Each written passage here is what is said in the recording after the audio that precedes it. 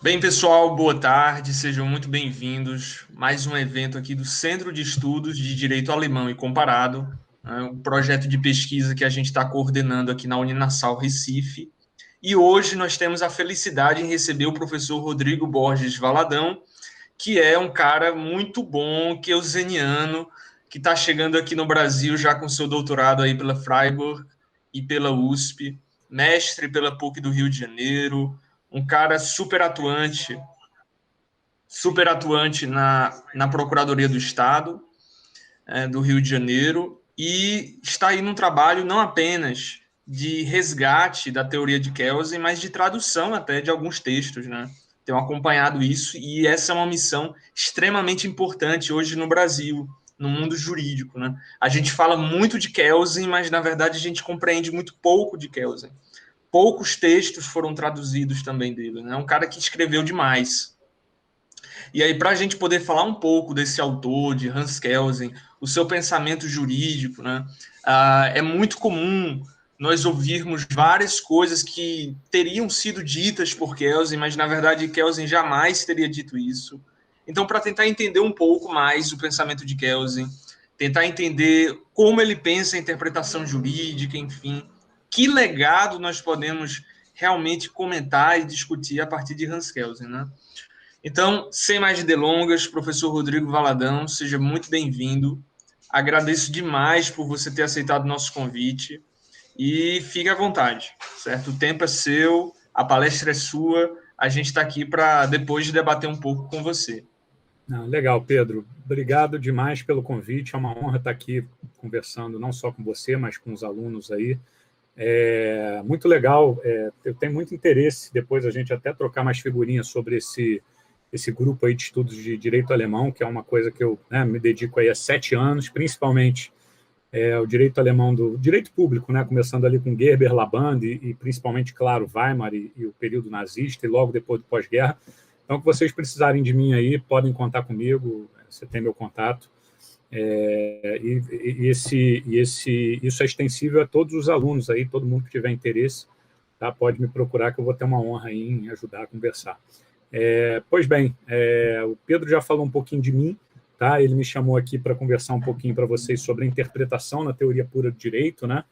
E, Pedro, você falou uma coisa muito correta, né?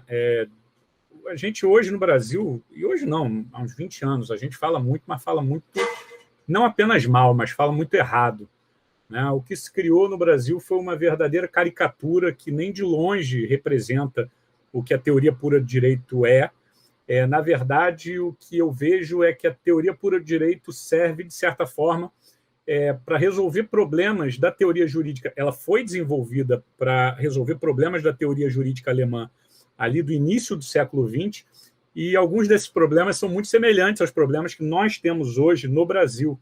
Então, eu vejo não apenas uma transcendência no que diz respeito à teoria pura do direito como a meta-teoria do direito, mas também um campo de interesse muito propício para o desenvolvimento dela no Brasil para a resolução de certos problemas que nós temos hoje, né? Então, na minha tese, inclusive, eu não vou falar dela aqui hoje, né? A gente tem essa ideia de que a teoria pura do direito, vários mitos, né? Várias lendas, que a teoria pura do direito Kelsen apenas defendem uma aplicação silogística do direito, ou então que a teoria pura do direito diz que toda lei deve ser obedecida e, como consequência, ela teria sido a teoria dos nazistas, o que é falso. Na doutrina alemã, essa lenda do positivismo já foi revista há mais de 30 anos, né? E, inclusive, minha tese foi sobre isso. Para quem quiser, depois pode entrar lá no meu canal do YouTube, eu tenho uma palestra especificamente sobre isso. O meu livro está sendo lançado aí até final de agosto, mas eu não vim falar especificamente disso para vocês. Eu vim falar um pouco de Kelsen, né? Sobre a interpretação jurídica de Kelsen, para a gente entender um pouco como que Kelsen trouxe uma teoria refinada. Eu lembro que isso, mais ou menos, que eu vou falar para vocês, não a primeira parte dessa minha exposição, mas a segunda, principalmente. Eu lembro que quando eu tive contato com isso pela primeira vez, foi o meu momento de epifania. Tá? Foi quando eu olhei assim o direito e falei, cara, isso é ciência, isso é o que um cientista precisa, isso é descrição de algo, entender como algo funciona, sem paixão, é lógico que, né, como a gente está na área de humanidade, é sempre um pouco difícil, em alguma medida, separar a ideologia da ciência, mas isso é, em grande medida, possível, e foi esse o instrumental que Kelsen deixou e o que eu quero apresentar aqui para vocês. Pedro, eu vou compartilhar aqui uma apresentação que eu fiz, tá? Deixa eu colocar aqui. Vamos ver se vocês já estão vendo. Já conseguem ver, Pedro? Só me dá o feedback aí. Conseguimos já. Tá, maravilha. Bom, esse sou eu, Pedro já falou um pouco de mim, não vou ficar aqui repetindo. Tá? No final eu coloco meus canais de contato para quem quiser conversar. E eu dividi essa conversa aqui em 2 momentos. Tá? Eu não consigo falar em teoria da interpretação do Kelsen, a gente não consegue entender Kelsen sem entender o momento histórico no qual ele desenvolveu a sua teoria. Tá? Isso é uma peculiaridade muito grande até da teoria alemã, e é uma coisa que eu gosto muito, até porque eu sou um historiador frustrado. Né? A gente entender que essas teorias, essas explicações do mundo, elas foram desenvolvidas por pessoas que estão num determinado momento e tempo da história e que eles querem resolver problemas concretos também. Então, assim, sem a gente entender um pouco essa dimensão histórica do pensamento de Kelsen, a gente fica um pouco girando no vazio. Né? E antes de falar sobre a teoria pura do direito, né, como que ela nasce, eu tenho que falar um pouco de como era o ambiente jurídico antes da teoria pura do direito, onde que ela se encaixa, o que veio antes, até o que, de certa forma, veio depois. Mas, então, basicamente, a gente vai fazer uma introdução muito breve sobre o antes da teoria pura do direito, para depois entrar especificamente na teoria pura para entender a interpretação jurídica em Kelsen. Bom, direito natural, todo mundo já ouviu falar aqui, né? As origens do direito natural, talvez a mais antiga que nós tenhamos, seja lá na Antígona, de Sófocles. Tá? A ideia, né, o conto, né, diz a lenda que Antígona, irmã de Polinice, negou-se a cumprir as leis de Creonte, rei de Tebas, que proibia que os traidores fossem enterrados. Em sua defesa, Antígona alega que as leis não escritas dos deuses autorizavam o enterro da sua irmã. A questão fundamental, como vocês podem ver aqui, do direito natural e talvez da filosofia do direito, foi lançada, pelo menos a primeira vez até onde se tem registro na história. Existe um direito superior à legislação positiva, à legislação estabelecida pela vontade do soberano? Daí a gente pode extrair, desde já, uma definição muito ampla, né, e talvez um pouco imprecisa, mas instrumental para a gente entender aqui o desenvolvimento da filosofia e da teoria do direito. O direito natural é essa doutrina que defende que o direito positivo está sujeito a uma valoração. E essa valoração condiciona a validade do direito positivo. E o direito positivo tem como referência, né, esse sistema normativo superior, essa ideia imutável e universal, uma ideia de justiça. Então, direito natural, é lógico que existem várias correntes, vários desdobramentos, várias peculiaridades. Quanto mais perto do microscópio a gente vai se aproximando, mais difícil essa definição que eu trouxe, né? Mais essa definição que eu trouxe perde um pouco o seu sentido, o seu poder explicativo, mas olhando de uma forma bem distante, ela é suficiente para o que a gente vai desenvolver aqui agora. Então, basicamente é isso. O direito positivo, o direito natural define, determina ou fala ou defende que o direito positivo está sujeito a uma valoração com parâmetro superior, um sistema normativo superior, que é essa ideia de justiça. Existem várias espécies de direito natural durante a história da humanidade, basicamente também perdendo um pouco o poder explicativo no varejo, mas ganhando um grande poder explicativo no atacado. Nós temos aqui 3 espécies de direito natural que foram agrupadas aqui como desenvolvimento histórico. Né? O primeiro momento, lá na Grécia Antiga, no mundo antigo, é um direito natural cosmológico, que é a ideia que a ordenação da sociedade deve obedecer às mesmas regras da ordenação do cosmos, do universo. Depois, um segundo momento, que é característico principalmente do discurso medieval, onde o padrão, nessa ideia de justiça, não é mais derivada do cosmos, da ordem natural, mas sim de Deus, da ideia da vontade de Deus. Essa é a ideia que vai dominar o direito natural teológico durante todo o mundo medieval. E, por fim, um direito natural antropológico, né, que é próprio do mundo moderno, que foi criado ali no desenvolvimento, principalmente no início do liberalismo europeu e com o desenvolvimento da burguesia. E esse epicentro do direito natural antropológico está na razão humana. Então, basicamente, o direito natural vai defender isso, né? Vai defender que existe uma ordem superior, seja essa ordem extraída do cosmos, de Deus ou da razão humana, e que essa ordem superior condiciona a validade do direito positivo. O que a gente pode perceber aqui, pessoal, principalmente na transição do direito natural teológico para o direito natural antropológico, tá? É que existiam duas ordens em disputa. Um mundo aristocrata, onde a igreja ainda dominava, tinha um papel muito relevante na constituição da sociedade, né? E uma nova ordem social que se estabelecia, que tentava romper com essa estratificação social do mundo antigo, tentava defender a ideia de igualdade, pelo menos formal num primeiro momento, mas uma ideia, uma nova forma de ordenação da sociedade.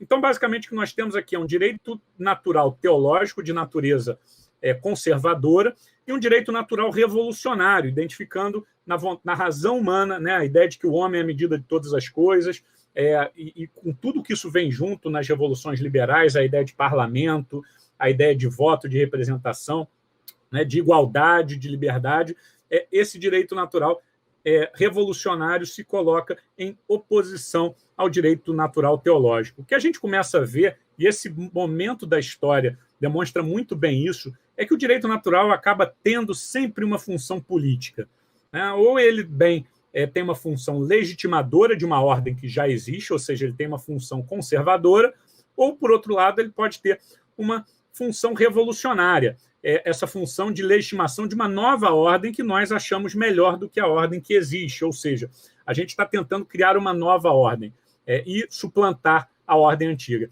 Esse momento da história deixa isso muito claro, né? Inclusive, o positivismo jurídico nasce um pouco desse movimento, né? A partir do momento que as revoluções liberais são bem-sucedidas, não fazia muito sentido deixar o dizer o direito nas mãos da elite aristocrática, que era a magistratura. A magistratura, em todos os estados europeus, França, Estados Unidos, Itália, Inglaterra, ela era composta a magistratura era composta por aristocratas. Então, ou seja, nós temos uma revolução onde a gente tira esse direito natural aristocrático, teológico, coloca uma nova ideia de igualdade, de representação. Não fazia sentido deixar a aplicação desse novo direito nas mãos dessa aristocracia. Então, qual é a ideia? O positivismo nasce dessa ideia, né? A gente precisa, uma vez que o direito natural antropológico ele consegue suplantar o direito natural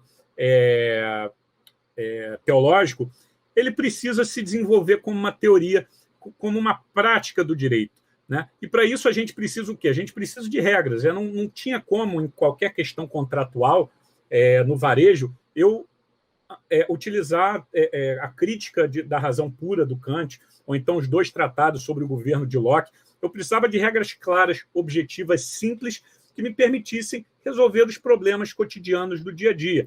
Então, o positivismo, né, o protopositivismo jurídico, quando a gente pensa lá na escola da exegese da França, nasce desse impulso. Nasce desse impulso de dar uma rapidez para as questões jurídicas do dia a dia, para que a gente não se perdesse em divagações filosóficas. Dava também uma ideia de empoderamento do povo por meio de seus representantes na Assembleia Nacional, seja na Constituinte, seja na legislação ordinária, e, de outro lado, também limitar o poder desses juízes que estavam intimamente ligados ao antigo regime. Então, qual é a ideia? É que, uma vez que o direito natural revolucionário, antropológico, ele se estabelece como a nova ordem, ordenação social, qualquer ideia de direito natural pode ser revolucionária. Então, ela deixa de ser interessante como uma forma de resolução, né, de levar a vida do direito adiante. Então, começa a surgir, junto com essa transição do direito natural antropológico para o proto-positivismo jurídico, uma forte crítica ao direito natural. E ela, talvez a mais contundente de todas, tenha sido dada por Jeremy Bentham. Para ele, o direito natural não passava, principalmente o direito natural antropológico, de uma doutrina arbitrária, dotada exatamente dessa lógica conservadora, que servia apenas para garantir a imposição da vontade de quem julga e para preservar o próprio poder em detrimento do bem comum. O direito, para esses, para os positivistas, não teria, portanto, qualquer origem natural, metafísica, divina, ex nihilo, e sim teria origem na realidade política empírica, ou seja, ele é o resultado de um debate político e público levado pela sociedade civil. As soluções que Bentham trazia contra essa mistificação do direito eram basicamente duas: a positivação e a codificação, ou seja, o direito perdia esse caráter místico apenas acessível aos iniciados, que tinham acesso privilegiado ao que é a justiça. Não, era trazer para o dia a dia, de uma forma clara, que qualquer pessoa alfabetizada pudesse ter a ideia do que o direito é, que ele dependesse das artes místicas de interpretação e de hermenêutica. E, de outro lado, também uma análise científica das categorias jurídicas. A gente parar de entender o direito como algo metafísico e começar a entender os conceitos que a gente usa no dia a dia jurídico da mesma forma que um físico utiliza a ideia de massa, a ideia de corpo, a ideia de força, a ideia de velocidade. Tudo isso, todos esses são os conceitos que a ciência, que a física desenvolveu, e a ideia também é que a ciência jurídica deveria fazer análise científica dessas categorias e trabalhar muito bem esses conceitos. Vamos fazer um pequeno parênteses aqui, só para vocês entenderem como que a teoria puro direito nasce no contexto do liberalismo alemão. A partir do momento que nós tivemos as revoluções liberais, principalmente na Inglaterra e talvez na França, o que nós tivemos? Um direito natural revolucionário, antropológico, suplantando um direito natural teológico. A partir daí, esse direito natural antropológico, ele passa a ter uma necessidade de desenvolver o dia a dia. Ele passa a ser a justificação de uma obra pronta. Então, como eu falei para vocês, nasce aquela ideia da escola da exegese, um proto-positivismo, com a ideia da codificação, todo o movimento de codificação. Isso a gente está falando lá de 1789, foi a Revolução Francesa, e o Código Civil francês foi um pouco depois. Quando essas ideias começam a chegar na Alemanha, a Alemanha é muito reticente com essas ideias. Por quê, pessoal? Muito simples. O desenvolvimento da burguesia alemã, quando a gente compara principalmente com a burguesia francesa e inglesa, foi muito atrasado. Em 1848, só para vocês terem uma ideia, a Alemanha queimava tanto carvão quanto a cidade de Londres, ou seja, a cidade de Londres sozinha queimava mais carvão do que toda a Alemanha. Então a Alemanha era basicamente um país feudal. O que acontece? Nós tínhamos lá, basicamente, quando a gente fala da transição do século XVII para o século XVIII, um direito do século XVIII para o século XIX, nós temos ali um direito natural teológico.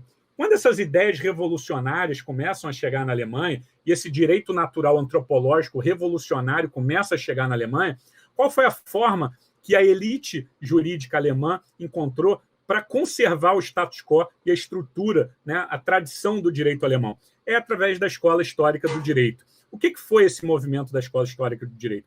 Basicamente um contramovimento conservador tipicamente alemão. Ele nasce na Alemanha como uma necessidade da elite jurídica se proteger contra um direito natural antropológico revolucionário, ou seja, eles entendiam que esse direito natural tinha um potencial explosivo muito grande, e eles defendem algo contrário à ideia antropológica. O que eles falam? Na verdade, a história não é racional, ela não marcha para frente. Na verdade, ela é constituída pelos hábitos consolidados ali durante a própria história, durante o desenvolvimento social. Então, a ideia era que o direito era uma prática social consolidada pela história e não fruto de um legislador, um fruto arbitrário de um legislador. O direito deveria ser encontrado, segundo a escola histórica, na faticidade vigente nas relações sociais. Deveria ser encontrado nos costumes e nas crenças dos grupos sociais. Como ele era produto, direito, segundo a escola histórica, um produto histórico e uma manifestação cultural, ele nascia do espírito do povo e não do arbítrio do legislador. Por isso que a escola histórica, por exemplo, era contrária à ideia de codificação. Só que a escola histórica ela traz duas ideias que vão ser apropriadas um pouco mais tarde pela tradição positivista alemã. Ela introduz na cultura jurídica a necessidade de elaboração criteriosa dos conceitos, mais ou menos aquela ideia que o Bentham trouxe, e a ideia de sistema. Então, esse foi talvez o grande avanço científico da escola histórica do direito. O que eu quero que vocês entendam até aqui, e isso é muito importante para a gente entender Kelsen, é que a escola histórica do direito, a divergência se era positivismo ou não, tá? Eu até entendo que era positivismo em alguma medida, mas isso é um assunto que a gente vai deixar para uma outra oportunidade. Mas, basicamente, a ideia é que ela serviu como um freio ao avanço do desenvolvimento do liberalismo alemão. O positivismo jurídico, principalmente na formação da escola Geber-Laband e depois, mais tarde, em Kelsen, demoraram quase 100 anos para entrar na Alemanha, exatamente por causa da escola histórica. Tanto que a gente vai ver, o Código Civil alemão é de 1900, 100 anos depois do Código Civil francês. Então, para vocês entenderem como que o positivismo demora a entrar na Alemanha, né? Principalmente nas suas formulações mais clássicas, porque havia ali um elemento reacionário conservador impedindo esse desenvolvimento. Então, basicamente, o que nós temos aqui são duas posições, né, clássicas na história, que a gente pode resumir de grosso modo. Um direito natural, né, uma ideia de direito, ou seja, a ideia de que todo e qualquer direito positivo deve guardar correlação com o direito ideal, seja esse direito ideal acessível por meio da razão, da intuição ou da fé, tá? E, como decorrência dessa ideia de direito, a natureza normativa, ou seja, o direito natural, uma vez acessado pela fé, pela intuição e pela razão, deve ser a conduta dos homens. Claro, não faria sentido, né, a gente ter um direito perfeito, seja pela razão, acessado, seja pela razão, pela intuição, pela fé, e nós aceitarmos que os homens se comportem de forma contrária a esse direito, ou seja, seria uma conduta antinatural. De outro lado, o que a gente consegue ver, principalmente com Bentham, e de uma forma muito tímida ainda, com a escola histórica do direito, que essa ideia que o direito ou depende, em essência, de uma ideia do que o direito de uma ideia de justiça, por assim dizer, ela começa a ser afastada. A ideia aqui do positivismo jurídico é o seguinte: em qualquer lugar do tempo, existe algo que as pessoas aceitam como direito, e esse direito é criado, positivado por uma autoridade em determinado momento. A gente pode concordar ou não com esse direito. A gente pode até concordar que esse direito que existe, ele não está de acordo com esse ideal de direito que nós acreditamos existir. De qualquer forma, o que o positivismo jurídico vai fazer é o seguinte: olha, eu não vou me interessar por esse direito ideal natural, eu vou limitar a minha observação especificamente sobre esse direito criado por uma autoridade, pelo direito positivado. E, portanto, ele passa a ter uma natureza também descritiva. A abordagem do positivismo jurídico é meramente descritiva. É identificar qual foi o direito criado pela autoridade, o que é autoridade. E, uma vez que esse direito é descrito, olha, nós chegamos à conclusão, pela metodologia do positivismo jurídico, que o direito A é direito. Isso significa que nós devemos obedecer esse direito? Não. O positivista jurídico apenas vai descrever o que o direito é.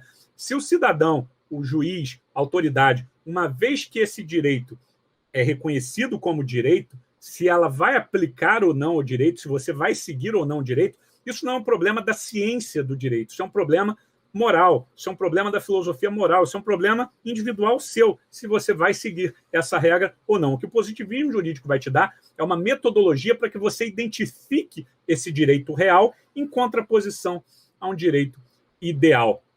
Basicamente, o que a gente vê aqui é que, com o positivismo jurídico, há uma separação muito clara entre o que é objeto de conhecimento da filosofia do direito, ou seja, como o direito deve ser, é uma análise crítica do direito que efetivamente existe, e, por outro lado, uma teoria do direito, uma ciência do direito que está preocupada em prescrever apenas como o direito é. Gente, isso não significa que essas duas perguntas não sejam possíveis. É lógico que, uma vez que eu identifico como o direito é, eu posso especular se esse direito é bom ou não, se existiria um direito mais justo ou não. Mas isso é um objeto do filósofo do direito e não da teoria do direito. Tá? Então, isso que é importante que vocês entendam. Basicamente, qual era a preocupação? E aí que é nesse caldeirão, é nesse momento que nasce a teoria pura do direito. Qual era a ideia, qual era a preocupação de Kelsen, que, ao meu ver, é uma preocupação ainda hoje muito atual. E aqui eu trago essa citação da primeira edição da Teoria Pura do Direito de 34. O que Kelsen falou? E olha só a preocupação que ele tinha. Desprovido de qualquer espírito crítico, a ciência jurídica tradicional, ou seja, a teoria jurídica, da forma como a mesma tem se desenvolvido ao longo do século XIX e XX, tem se misturado com a psicologia e a biologia, com a ética e a teologia. Hoje, não há nenhuma ciência específica sobre a qual o jurista não se considere incompetente para investigar. Os juristas acreditam que podem melhorar o prestígio científico precisamente por empréstimo de outras disciplinas. Mas, com isso, é a verdadeira essência da ciência jurídica que está sendo perdida. O que Kelsen vai falar é o seguinte, olha, uma coisa, é lógico que o direito é uma realidade complexa. O direito, quando a gente fala de direito enquanto algo que existe na sociedade, a gente está falando de fato, a gente está falando de valor, a gente está falando de política. O direito é isso. O direito é o resultado complexo de vários fatores sociais. Isso não significa que não seja possível uma ciência estritamente jurídica. O que significa isso? Uma ciência que se afaste da política, que se afaste da biologia, que se afaste das ciências naturais, da teologia, uma ciência exclusivamente jurídica. E como que Kelsen faz isso? Para a gente entender o movimento que Kelsen faz, a gente tem que dar um passo atrás para depois dar dois adiante. Existem duas questões fundamentais da filosofia / teoria do direito. Primeira questão é a tese da separação. Qual é a relação entre a moral e o direito? A segunda pergunta, tão importante quanto a primeira, diz respeito à tese da normatividade. O direito deve ser entendido como parte do ser, ou seja, daquelas coisas que efetivamente existem, ou o direito tem uma dimensão normativa, ele tem uma aspiração de realização, de mudança do que a realidade efetivamente é, ou seja, ele tem uma dimensão de dever ser. Para essa resposta, na tradição alemã, para essas duas perguntas na tradição alemã, existiam duas respostas. Uma resposta do direito natural, que defendia que direito e moral são a mesma coisa, a gente não tem uma diferença conceitual entre o que é o direito e o que é a moral. De outro lado, para a pergunta da tese da normatividade, o direito natural dava uma resposta taxativa, direito é norma. De outro lado, nós temos a escola histórica do direito. O que a escola histórica do direito falava? A escola histórica do direito era muito crítica do direito natural e afirmava que o direito, conforme existiam nas fontes sociais positivadas pela sociedade, pela tradição, não tem nada a ver com moral, claro. Era muito perigoso para a escola histórica admitir a entrada da moralidade e, com isso, a possibilidade de um direito natural revolucionário de natureza antropológica. Então, para a escola histórica do direito na Alemanha era muito fácil essa resposta. Sim, há separação. Direito e moral são duas coisas distintas. De outro lado, para a tese da normatividade, a escola histórica também dava uma resposta muito diferente da resposta do direito natural clássico. Para a escola histórica do direito, o direito é fato, deve ser encontrado na faticidade, na realidade das relações sociais. E olha só que interessante, o que Kelsen vai fazer?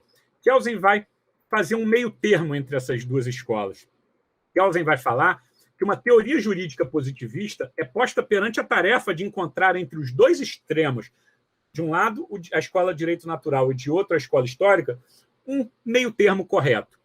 Um dos extremos é representado pela tese de que entre a validade como um dever ser e eficácia como um ser não existe conexão de espécie alguma, que a validade do direito é completamente independente da sua eficácia, que é a escola do direito natural. O outro extremo da tese é que a validade do direito se identifica com a sua eficácia. O que Kelsen está aqui criticando é a escola histórica do direito. O que Kelsen vai fazer aqui? E essa sacada é genial. Ele pega, pessoal, de um lado, no que diz respeito à tese da separação, ele adota uma premissa da escola histórica, ou seja, direito e moral são coisas distintas. Mas, em contraposição à corrente, à ideia da escola histórica, que o direito é a mera faticidade das relações sociais, Kelsen vai reconhecer que o direito tem sim uma dimensão normativa. O direito ele tem essa dimensão e uma ciência do direito pode estudar exatamente essa dimensão especificamente normativa do fenômeno jurídico. Então, o que Kelsen vai fazer é exatamente isso. Ele vai definir o objeto da sua ciência jurídica. Ele vai definir o objeto da sua teoria pura do direito. A ideia de Kelsen é explicar as tendências não endereçadas à formação do direito, mas as tendências dirigidas exclusivamente ao conhecimento do direito e aproximar o tanto quanto possível os seus resultados do ideal de toda ciência, objetividade e exatidão. O que Kelsen vai fazer, então, é construir uma teoria jurídica purificada, de um lado da ideologia política e de outro de todos os elementos da ciência natural. E como que Kelsen faz isso? Lembra para vocês que eu falei que o direito, na sua realidade, ele é um conglomerado de várias coisas, de moral, de política, enfim. O que a ciência do direito vai fazer para Kelsen, ele inaugura uma ciência cujo objeto não são os fatos sociais ou a valoração dada aos fatos, mas sim uma esfera autônoma de sentido. Vocês já vão entender o que significa uma esfera autônoma de sentido, a norma jurídica. Ou seja, Kelsen reconhece que o fenômeno jurídico ele é, ao mesmo tempo, fato, ele é valor e ele é norma. Ele é tudo isso. O direito, na sua realidade, ele é tudo isso. O que não significa que não seja possível analisar cada uma dessas camadas da realidade jurídica com uma ciência autônoma. A ideia de Kelsen, portanto, é estabelecer e criar, fundar uma ciência especificamente normativa do direito, ou seja, a ciência do direito, a teoria pura do direito, relegando o estudo do direito como fato social à sociologia jurídica e deixando o estudo do direito como valor para a filosofia do direito. Esse é o movimento que Kelsen faz. Ele reconhece que o direito é fato, valor e norma, mas uma ciência do direito vai se limitar a estudar apenas a camada normativa dessa realidade jurídica, uma camada normativa propriamente jurídica. O que transforma para Kelsen um fato natural num ato jurídico não é, portanto, a faticidade, o ser natural desse fato, ou a valoração, mas o sentido objetivo que está ligado a esse ato, a significação que ele possui. E aqui eu abro um parênteses, meus amigos, para a gente trazer um exemplo. Tá? Vamos supor, numa situação X, onde vocês têm que me dizer... Vamos primeiro imaginar a seguinte situação. Nós temos uma pessoa no meio de uma sala, de outro lado nós temos uma outra pessoa, essa pessoa A, que está num posto mais alto da sala, está falando para a pessoa B, que está no centro da sala, algumas palavras. Uma vez proferidas essas palavras, entra uma terceira pessoa C, pega essa pessoa B, que estava no meio da sala, coloca numa guilhotina e corta a cabeça dela fora. Apenas analisando o fato como um fato natural, nós conseguimos dizer se esse fato, o que o ator C fez sobre o ator B, em cumprimento de uma manifestação de vontade de A, isso foi uma execução de uma sentença ou foi um homicídio? Alguém conseguiria dizer, apenas olhando o fato social, né, apenas olhando as questões fáticas, essa descrição que eu dei, se essa decapitação ela foi uma mera aplicação de uma sentença de morte ou se ela foi, muito pelo contrário, um crime de homicídio? A resposta que Kelsen vai dar para isso, para essa situação, é a seguinte: apenas olhando para o fato social, a gente não consegue entender se esse fato ele criou direito ou não. O que Kelsen vai falar? Para a gente entender a consequência jurídica desse fato, a gente tem que ter uma referência. Ou seja, não é o sentido subjetivo que o autor quer dar ao fato. Nós podemos, né, no caso, por exemplo, de um traficante que vai condenar o seu desafeto à morte, o sentido subjetivo que o traficante quer é uma pena de morte. Da mesma forma que um juiz, quando ele condena alguém à pena de morte, o que ele quer é aplicar a pena de morte. Mas esse sentido subjetivo que essas pessoas querem são sentidos autorizados por uma outra referência, por uma norma, ou seja, esse sentido objetivo ele decorre de um outro ato, de uma outra norma. Basicamente, essa é a ideia que Kelsen vai trazer. Ou seja, o direito nada mais é do que o fato jurídico. Para a gente entender esse fato jurídico, ele depende de uma outra norma jurídica. Então, basicamente, que vai definir se esse ato, essa pessoa, né, esse elemento C que matou a pessoa B em mando da pessoa A, se esse fato ele é descrito por uma norma jurídica como uma pena de morte, ele vai ser considerado como uma pena de morte. Se ele é descrito pela ordem jurídica como uma execução, ele vai ser entendido como um ato ilícito e se aplicará às sanções eventualmente tidas pelo direito. O que vocês podem perceber daí, eu vou avançar esse quadro que talvez fique melhor, é que a norma jurídica, o direito, apresenta uma perspectiva dinâmica. Ou seja, o direito tem uma função de regular a criação de outras normas jurídicas. Isso é muito simples, pessoal. Quando a gente vai olhar, né, no Código, vamos olhar essa situação, o juiz vai aplicar ali, num ordenamento que permita a pena de morte. O juiz vai aplicar a pena de morte em alguém. Ou então vamos trocar essa pena de morte por uma pena de reclusão de 10 anos, para a gente já colocar como exemplo no nosso ordenamento jurídico. O que acontece? Um juiz está lá, tem o seu caso para decidir. Bom, em tese, A matou B. Eu tenho que aplicar uma pena aqui. Ele encontra, seja na lei, seja no Código Civil, ele vai encontrar qual é a solução para aquele caso concreto? Não vai. O que ele vai encontrar é o seguinte: ele vai encontrar sistemas de referências com sucessivas delegações de poder. De um lado, o que a Constituição diz? A Constituição apenas fala, olha, a vida é um direito fundamental e a liberdade é um direito fundamental. E eu delego ao parlamento, ao legislador, confiro ao Congresso Nacional a capacidade, a competência para legislar sobre direito penal. Parlamento, uma vez que você legisle sobre direito penal, você não vai poder adotar pena de morte, pena de banimento, pena de caráter cruel, mas eu não vou te dizer aqui, parlamento, primeiro, que você tem a obrigação de legislar. Em princípio, o parlamento nem é obrigado a criar um código penal, ele poderia simplesmente não legislar. De outro lado, o parlamento poderia ter optado por uma pena, no caso do homicídio simples, uma pena que hoje é de 6 a 20 anos, poderia ter optado por 5 anos, por 4. A pena máxima talvez pudesse ter optado por 30 anos.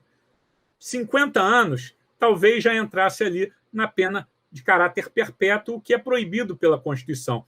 Mas o que vocês têm que ver é que o parlamento ele recebe poder de uma instância superior e aquele ato que o parlamento cria, querendo que aquilo seja uma lei, vai ser uma lei se estiver de acordo com o que determina a norma superior. Então, da mesma forma, um juiz. O que o juiz vai olhar? Ele vai olhar, bom, a Constituição delegou para o parlamento essa competência. O parlamento delegou para mim e colocou aqui para mim 6 a 20 anos. O que o juiz vai poder fazer?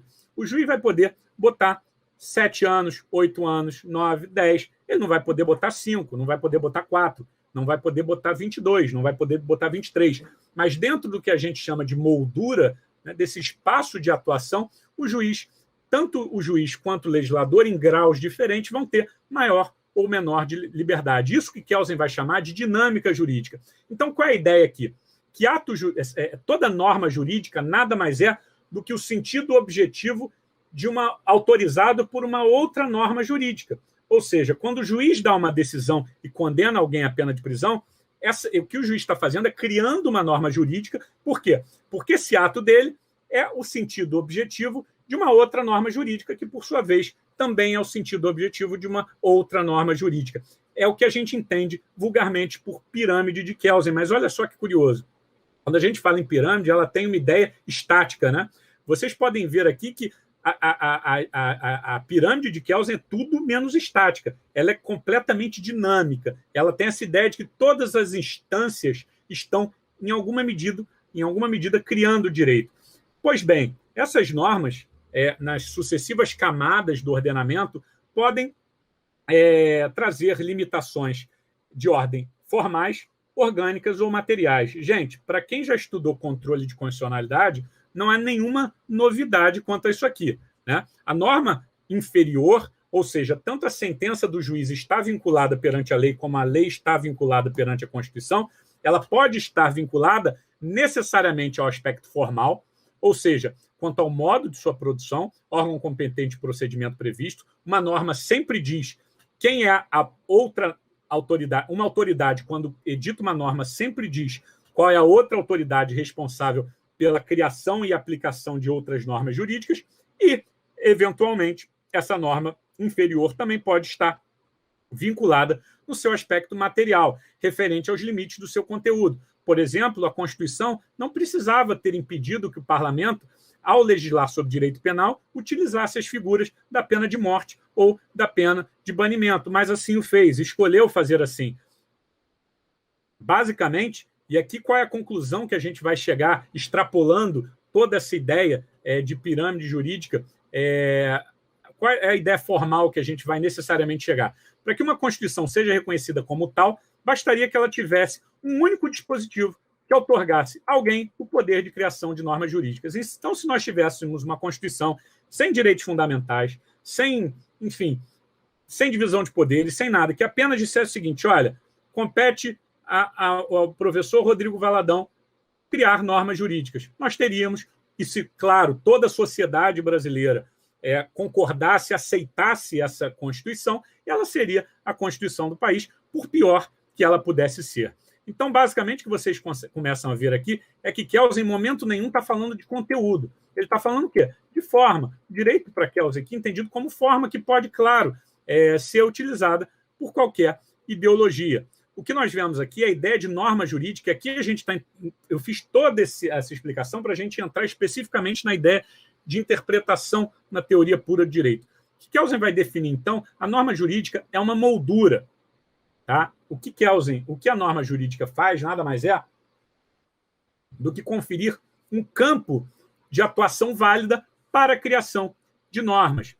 O que nós vemos, então, portanto, é que em cada degrauzinho da pirâmide de Kelsen, nós temos uma relação entre direito e política. Ou seja, nós temos a política bruta, que é o poder constituinte, criando a primeira regra jurídica, que é a Constituição. A regra jurídica, que é a Constituição, regula o quê? A conduta política do parlamento. O parlamento exerce o poder político e faz o quê? Cria uma nova norma jurídica que vai vincular juízes e administradores, que, por sua vez, vão criar normas jurídicas para os casos concretos. Então, o que nós vemos é que a norma jurídica para a teoria pura do direito funciona como uma verdadeira moldura. Só isso daqui já dá para vocês verem como que essa ideia de que Kelsen defende a mera subsunção não é apenas equivocada, mas é exatamente contrária ao que Kelsen está defendendo.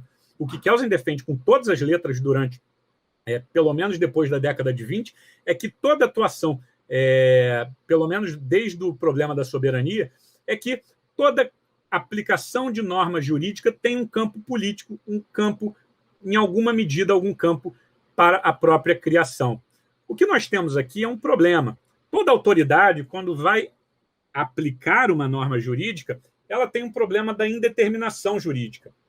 Ou seja, normas podem trazer conceitos que são difíceis da gente identificar a sua precisão científica, né, a sua exatidão. E a gente está muito acostumado com isso quando o Código Civil utiliza, por exemplo, dignidade da pessoa humana, princípio da impessoalidade, boa-fé objetiva, né? A gente tem várias indeterminações intencionais que tanto a Constituição deixa para o legislador, quanto o legislador deixa para a magistratura e para o administrador, para um campo que ela entende o seguinte: olha, eu vou trazer aqui um conceito jurídico indeterminado, eu vou deixar isso um pouco nebuloso, exatamente para que a autoridade, no momento que ela cria o direito, ela ali vai entender as peculiaridades do caso concreto, vai fazer uma valoração política e decida qual é a melhor maneira. É melhor do que eu amarrar essa autoridade. Então, como eu tenho esse poder, seja o constituinte quando ele delega para o legislador, seja o legislador quando delega para a autoridade administrativa ou judicial, ele entende que é melhor fazer assim e dar essa liberdade. De outro lado, a indeterminação também pode ser não intencional. A técnica legislativa pode ter sido errada, ou então o avanço da ciência pode trazer ali novas possibilidades de interpretação, como acontece, por exemplo, na ideia do livro, né, da imunidade do livro. Bom, o livro eletrônico é livro ou não, enfim. essa indeterminação não era querida pelo Constituinte de 88, até porque o livro eletrônico sequer existia. Então, assim, existem essas outras indeterminações que a norma jurídica nunca é capaz de dar plena satisfação. Então, o que vocês começam a ver aqui, e isso é muito interessante, todo ato de aplicação do direito é também, em alguma medida, um ato de criação do direito. O que Kelsen vai fazer é reconhecer que em cada camada desse edifício normativo existirá exercício de poder político, que a autoridade que recebeu delegação da autoridade superior para a criação de direito, ela vai usar os seus valores, a sua moral, no momento da criação do direito. Olha só que interessante. Kelsen afasta o direito conceitualmente da moral, ele fala que direito e moral são coisas conceitualmente distintas, mas o que Kelsen está fazendo é, talvez melhor do que ninguém, demonstrando como que se dá a relação entre o direito e moral em cada etapa desse edifício de criação jurídica. Então, basicamente, o que nós temos classicamente é isso. Aplicação e criação de lei são coisas distintas. A legislação, a Constituição e a lei e o decreto criam direito, e, de outro lado, o ato administrativo, o ato e a sentença apenas executam o direito. Kelsen está colocando isso daqui abaixo. O que Kelsen vai fazer é o seguinte: criação e aplicação são faces da mesma moeda. O que vai haver, em alguma medida, é alguma granulação. A Constituição, claro, no poder constituinte, é apenas criação do direito.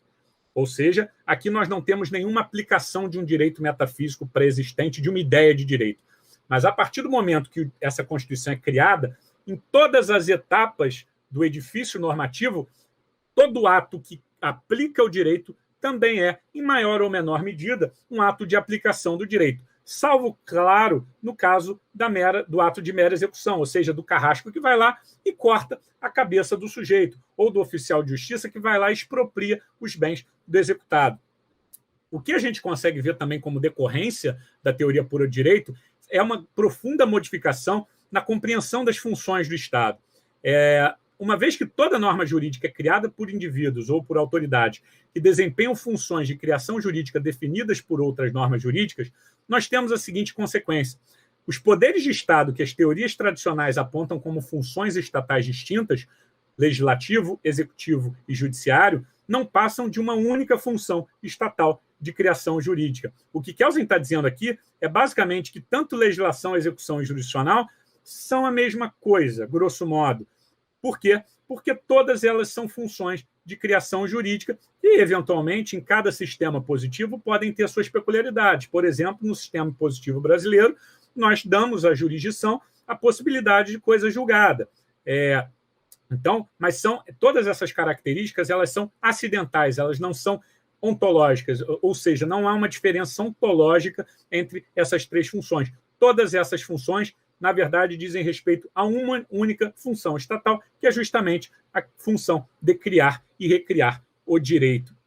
Outra coisa que vocês podem ver que fica muito clara nessa teoria da interpretação de Kelsen, como eu já disse e antecipei ali atrás, é a relação entre direito e política. A gente tem aqui no legislador constitucional, na Constituição, quanto mais alto no edifício normativo, menor é o grau de vinculação. Na Constituição, nós temos ali talvez uma vinculação política pequena do poder constituinte, mas uma vinculação jurídica simplesmente inexistente. A partir do momento que a gente vai descendo no edifício normativo, que nós vemos cada vez mais é uma certa vinculação e uma diminuição da discricionariedade. E aí a gente entra, talvez, no grande calcanhar de Aquiles da teoria pura do direito, no grande problema. E aí é aquela mesma questão que eu trago para vocês, né? Toda teoria, ela é muito comum que o estudante, principalmente no início da faculdade, queira uma teoria que resolva todos os seus problemas. Quanto mais a gente estuda ciência, mais a gente entende que essa teoria do tudo não existe. A ciência, na verdade, é uma grande empreitada coletiva que visa o quê? Visa dessecar as possibilidades, visa analisar, ou seja, decompor um problema em pedacinhos e criar uma metodologia para que a gente possa entender cada pedacinho. E depois, talvez, uma metodologia interdisciplinar, para que a gente consiga entender aquele problema com uma perspectiva um pouco maior. Quando a gente vai falar sobre interpretação, sobre o erro na teoria pura do direito, a gente já está ali, talvez, nas franjas do que ela é capaz de descrever. E por que eu estou falando isso? Em primeiro lugar, a gente tem que fazer uma diferenciação importante na teoria pura do direito sobre a diferença entre a interpretação científica, que é aquilo que o jurista faz, o cientista faz, e a interpretação autêntica, que é aquilo que a autoridade faz. Mas, Rodrigo, o que você quer dizer com isso? Muito simples. Enquanto cientista, o que eu, Rodrigo Valadão, posso falar sobre um caso colocado perante o Poder Judiciário de homicídio? Bom, eu, enquanto cientista, posso falar apenas o seguinte, e é longo que eu vou falar. Dado que a Constituição reconhece o direito à vida e o direito à liberdade e delega ao Parlamento a competência para legislar sobre direito penal e tira do Parlamento a possibilidade material de criar penas de banimento, de caráter cruel e pena de morte. Dado que o Parlamento, no exercício dessa competência delegada pela Constituição, atribui maior peso à proteção da vida em detrimento da liberdade e tipifica a conduta de homicídio simples, matar alguém com a pena de 6 a 20 anos, o que eu posso dizer é que um juiz que tenha sob a sua jurisdição um caso como esse poderá aplicar uma pena restritiva de liberdade de 6 a 20 anos. Enquanto cientista, alguém que apenas está descrevendo o fenômeno jurídico, eu não consigo falar mais uma vírgula sobre sobre essa situação. Isso é completamente diferente do que a autoridade vai fazer. A autoridade que recebeu essas delegações, ela não está limitada a essa interpretação científica. Por quê, minha gente? Porque eles não estão apenas descrevendo o direito. A autoridade, ela cria o direito. Então, o que a autoridade vai fazer? Ela vai dar uma interpretação que vai criar um direito para aquele caso concreto, no caso do legislador, um direito abstrato, no caso o direito concreto, no caso do juiz ou do mero aplicador do direito, e, de outro lado, o poder legislativo quando está criando as leis. Então, essa diferenciação é muito importante. Por quê? Porque a teoria pura do direito não serve para ajudar, e esse é um erro que eu vejo muito comum. Bom, professor, mas então como que Kelsen resolve esse problema ali da interpretação? Kelsen não resolve. A teoria, a metodologia que Kelsen desenvolveu, traz você só até esse ponto que eu trouxe, né? Até esse ponto que eu coloquei para vocês. Como que a autoridade vai resolver o problema concreto colocado sobre a sua jurisdição? Isso é um problema da prática jurídica, não é um problema da teoria jurídica. Então, o que eu estou falando aqui é o seguinte, o binóculo de Kelsen, essa metodologia que ele criou, não vai além disso. E isso não é um problema da teoria, isso é uma limitação que o próprio Kelsen já conhecia da sua teoria. O problema não está na teoria, o problema está nas pessoas que querem que a teoria de Kelsen seja aplicada para coisas onde ela não for, para as quais ela não foi desenhada. É a mesma coisa do que a gente tentar fazer uma cirurgia com um instrumento errado. Não vai rolar, simplesmente a gente não vai conseguir. Tá? Então, o que a gente consegue ver é que Kelsen, a teoria pura de direito, vai ter para a teoria pura de direito, a gente vai ter uma diferença muito grande entre fundamentação de uma decisão e justificação de uma decisão. Ou seja, pessoal, fundamentação, ao contrário do que está lá na Constituição, né? A Constituição diz que toda decisão deve ser fundamentada. De acordo com a teoria pura de direito, toda decisão, pelo simples fato de ter sido dada por uma autoridade competente, está fundamentada. Por quê? Porque a decisão dessa autoridade encontra fundamento numa norma superior. Então, existe uma diferença entre ela estar fundamentada, essa decisão, ou seja, essa autoridade ter realmente recebido delegação de uma autoridade superior, e, de outro lado, essa decisão ser uma decisão justa, ou seja, uma decisão que leva em conta os interesses das partes, uma decisão que tenta fazer realmente justiça no caso concreto.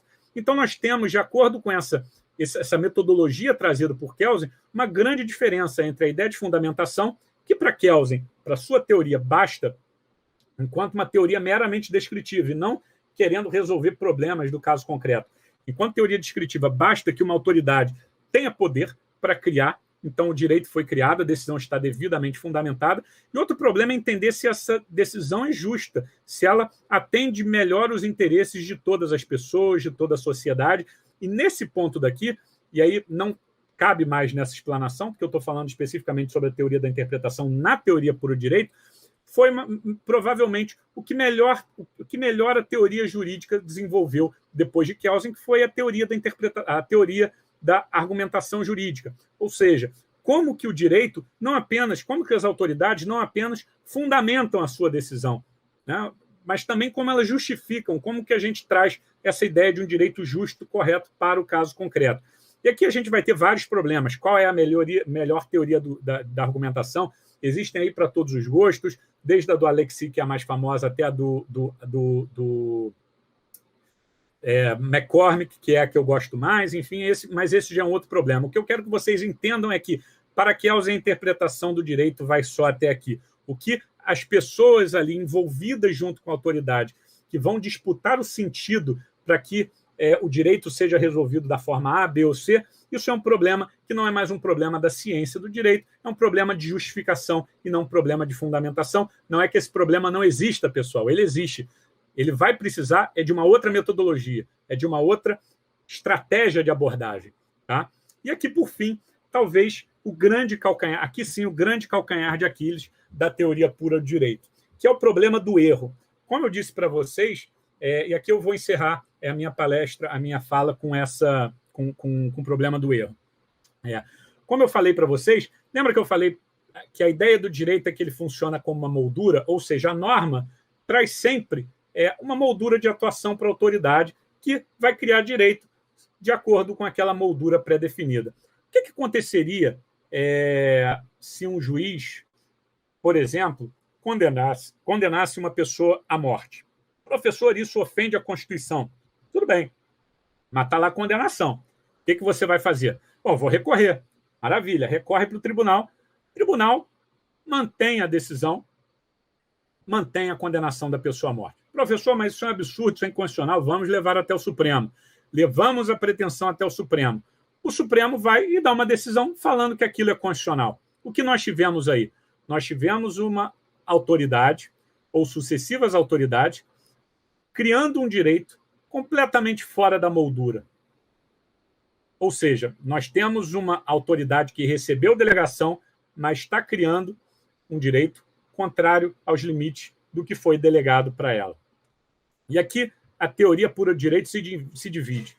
Existem duas respostas dentro da teoria pura do direito, uma dada pelo próprio Kelsen e outra dada por um dos seus alunos, que é o Merkel, que eles vão se dividir ali entre o empoderamento alternativo e o erro de cálculo.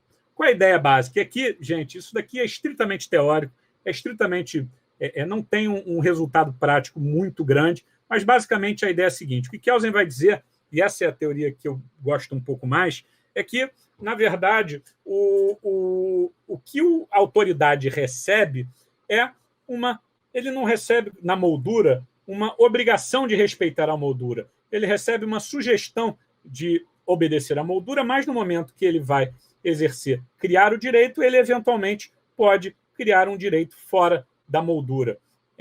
Então, por isso, essa é a ideia da empoderamento alternativo, ou seja, toda norma contém uma ideia de moldura, mas ela também implicitamente vai trazer uma ideia que essa autoridade pode não aplicar, se limitar essa moldura. É lógico que isso não vai acontecer na maioria dos casos, não é isso que acontece no dia a dia jurídico. O que eu estou demonstrando para vocês é que a teoria de Kelsen ela tem uma capacidade descritiva muito grande para o dia a dia. A gente consegue resolver talvez 99% dos problemas que se apresentam para a gente no dia a dia jurídico. Mas existem alguns casos onde a metodologia de Kelsen começa a ficar um pouco complicada. E esse é um deles. Tá? Então, o que Kelsen vai falar? Olha, na verdade, você só pode entender que um juiz, por exemplo, tem obrigação de aplicar a lei na medida em que a não aplicação da lei é colocada como por uma outra norma jurídica como uma possibilidade de sanção para o próprio juiz. Ou seja, se o juiz deixou de aplicar a lei, nós podemos exigir que um outro juiz aplique a esse juiz que deixou de aplicar a lei uma pena. Fora disso, o que o juiz, na verdade, o que a autoridade vai ter ele não vai ter um dever, ele vai ter um poder de aplicar a lei ou não. E aqui vai ter uma divergência desse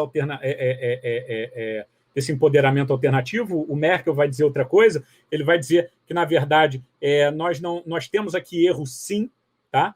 Só que é um erro que apenas a ciência jurídica vai poder descrever, enquanto Kelsen ele vai falar que a gente não pode falar propriamente em erro. O que há é um exercício de poder pela autoridade fora dos limites que a norma superior colocou, mas entendendo que essa norma, uma vez que ela estabelece apenas uma possibilidade, ela não pode ser interpretada, né? A conduta da autoridade que cria uma norma fora da moldura não pode ser interpretada como um erro propriamente dito. Como eu disse, pessoal, isso daqui é a franja da teoria pura de direito, é exatamente o lugar ali onde ela tem mais dificuldade de explicar, mas quem tem interesse sobre esse assunto tem aí, né, teóricos, tem gente que desenvolve esse problema do erro na teoria pura de direito, só que é um problema que vai ser vai trazer um preciosismo muito grande e é próprio da academia, não é próprio ali do dia a dia do Poder Judiciário, de quem está querendo apenas resolver os seus problemas. Gente, meus contatos estão aqui. Quem quiser manter contato comigo pelo LinkedIn, pelo Facebook, pelo Instagram, enfim, por e-mail, ou seguir meu canal do YouTube, tá? Eu vou ter um prazer aí de manter contato com vocês. E basicamente é isso. Pedro, eu vou interromper aqui o compartilhamento, te devolver a palavra, tá? Agradecer mais uma vez pelo convite e me colocar à disposição aí para os debates. Excelente exposição, professor. Muito obrigado, Rodrigo. Foi excelente, assim, sempre que e a partir de agora, nos momentos em que eu for ministrar a disciplina de introdução ao direito, teoria geral do direito na graduação, enfim, sempre vou recomendar aos alunos esse vídeo, que ficará aqui salvo no YouTube, né? Temos aqui algumas questões no chat do YouTube que chegaram até a gente. Tem uma pergunta do Gabriel Firmino, uma provocação sobre o fundamento de validade da Constituição, basicamente, né? Resumindo aqui. E aí ele supõe até, não é a resposta de Kelsen, mas o Gabriel Firmino supõe se a Constituição ela não teria o fundamento de validade nos próprios costumes. E aí isso acabaria validando a escola histórica de certa forma, né? Qual a resposta de Kelsen sobre essa questão? Em primeiro lugar, né, não seria os costumes, porque se a gente vai analisar grande parte do constitucionalismo, principalmente nas origens do constitucionalismo europeu, a ideia era exatamente que a Constituição rompesse com os costumes. Então, a ideia era que nós tivéssemos uma Constituição que trouxesse direitos, garantias e que fosse contra exatamente sobre os costumes enraizados pela ordem feudal, pela ordem aristocrática. Então, na verdade, a Constituição tem uma dimensão normativa, conforme faz crer a Escola de Direito Natural. Ela tem uma pretensão de regular, de fazer com que as coisas sejam diferentes do que realmente a realidade traz. Então, outra ideia, né, a força normativa da Constituição, no Hess, também fala sobre isso. Então, assim, ela tem essa dimensão normativa. Então, reduzir a Constituição ao que é a realidade, a gente cai um pouco ali pela ideia do La Salle, né? Ou seja, a Constituição é uma folha de papel que, enfim, a gente não precisaria de uma Constituição. Para dizer o que a realidade já é, talvez a gente não precisasse da Constituição. E aí foi bom o Gabriel ter levantado essa bola, porque eu propositalmente deixei de falar sobre a norma fundamental. O que Kelsen vai explicar é o seguinte: nessa redução ao infinito, né, nessa ideia de que a sentença recebe a sua validade pela lei, a lei da Constituição, e a Constituição... Bom, tá bom, e a Constituição? A gente tem um problema que é a redução infinita, ou seja, se a gente fosse, né, fazer essa lógica continuar, a gente não terminaria nunca. O que Kelsen vai falar? E é muito simples, eu acho que a sacada dele é genial. Tá? É a ideia da norma fundamental. A norma fundamental ela não tem um conteúdo, ela não tem nenhum conteúdo valorativo político. Ela é uma ideia, que é uma ideia muito simples, meus amigos. Existe alguma divergência? A gente pode não gostar da Constituição de 88, a gente pode achar que ela tem vários problemas, a gente pode achar até que ela não é aplicada, mas existe alguma divergência em qualquer um desses autores ou atores do dia a dia que a Constituição de 88 é a Constituição válida no Brasil? Não. se eu criar uma Constituição aqui com o Pedro, olha, essa é a nova Constituição do Brasil, alguém aqui que está assistindo vai seguir essa Constituição ou vai seguir a Constituição de 88? Os juízes, o presidente, o legislativo, os juízes do Brasil, os procuradores de Estado, os professores em sala de aula vão guiar a sua prática por qual Constituição? Pela Constituição de 88, por essa Constituição que eu criei do Pedro. Eu preciso ir além dessa pergunta quando eu estou fazendo ciência do direito?